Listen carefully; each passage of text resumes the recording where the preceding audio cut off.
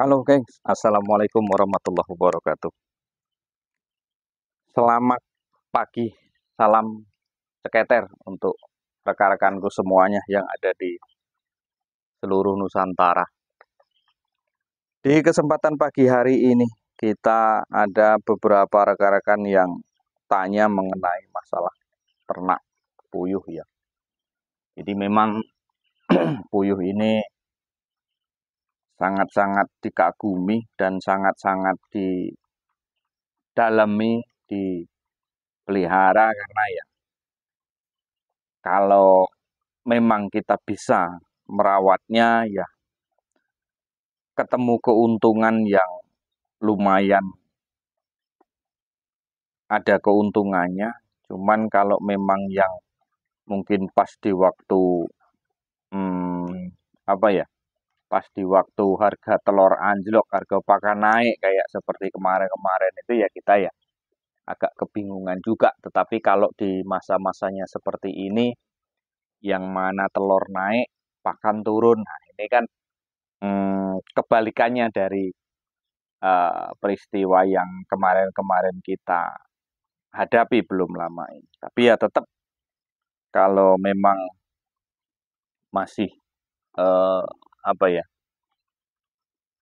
masih sesuai, masih ketemu untungnya, ya itu ya tetap kita jalani lah. Baik rekan-rekanku semuanya, terima kasih yang sudah hadir, terima kasih juga yang sudah masuk ke channel kami. Ini ada Febrian Prastio. Nomor WA-nya kok tidak aktif Pak? Oh aktif itu Mas. Biasanya kalau nggak aktif saya lagi di luar jangkauan gitu biasanya.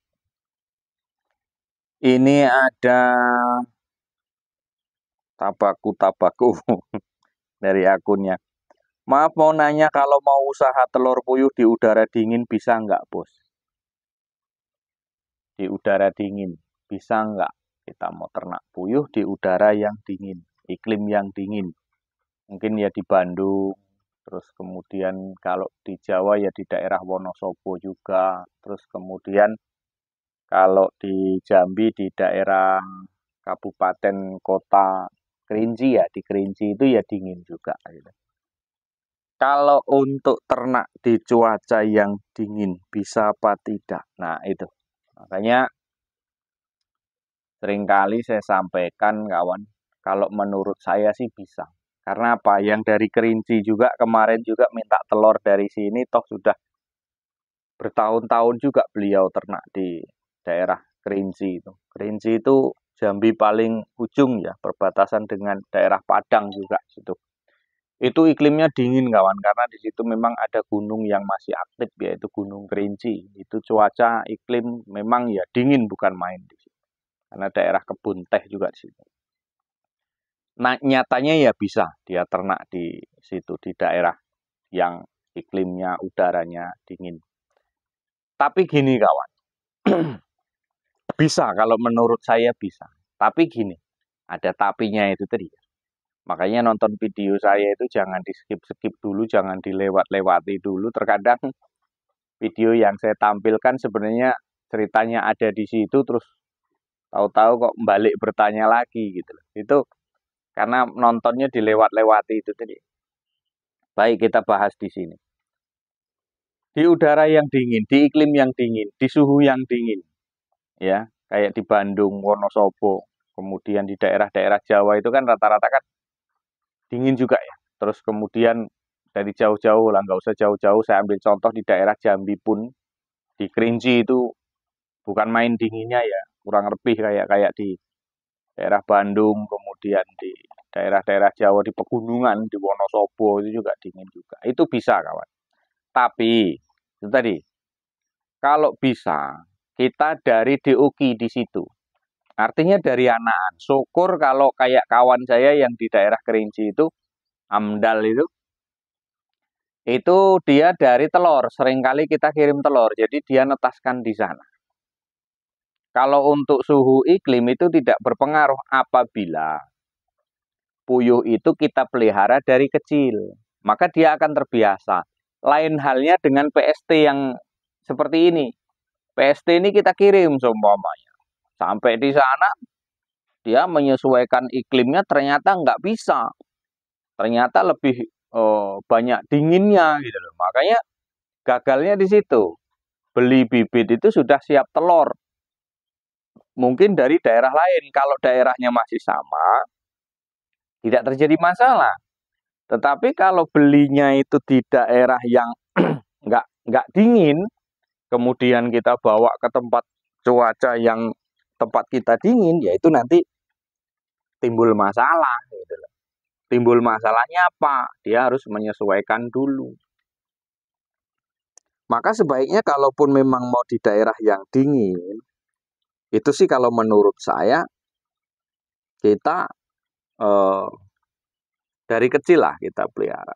Sehingga tidak terjadi masalah di perjalanan nantinya. Gitu.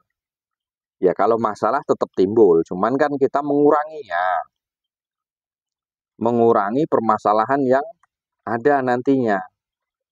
Sebab kalau kita beli puyuh yang sudah besar-besar, yang sudah bertelur misalkan, itu resiko terlalu tinggi kawan.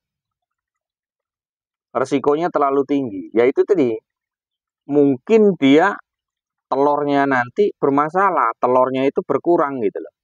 Persentase telurnya nanti bisa jadi berkurang. Karena apa? Cuaca dingin. Biasanya kawan, kalau puyuh itu kalau di musim dingin itu makannya kuat. Tapi kalau pas di musim panas itu biasanya minumnya yang kuat. Biasanya seperti itu.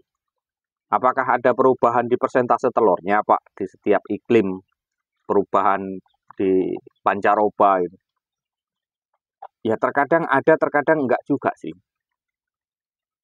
Tergantung kebiasaan kita dari kecil itu tadi, makanya keistimewaannya kita beli DOQ kan seperti itu dari kecil. Itu kawan. Jadi kalau memang dipertanyakan di udara yang dingin, di iklim yang dingin, apakah bisa, bos? Saya bukan bos ini di sini. Ya itu bisa. Cuman dengan catatan kalau menurut saya, itu dari kecil lah kita pelihara itu. Dari DOQ lah kita pelihara. Sebaiknya seperti itu. Tapi kalau kita kita pelihara dari sudah besar itu, ya resikonya di situ tadi. Nanti mudah stres, nanti dia harus menyesuaikan lagi karena nggak terbiasa dengan cuaca yang seperti itu. Makanya rekan-rekan yang di udara dingin, yang di iklim dingin itu kebanyakan memang dia dari netas, dari kecil sehingga terbiasa.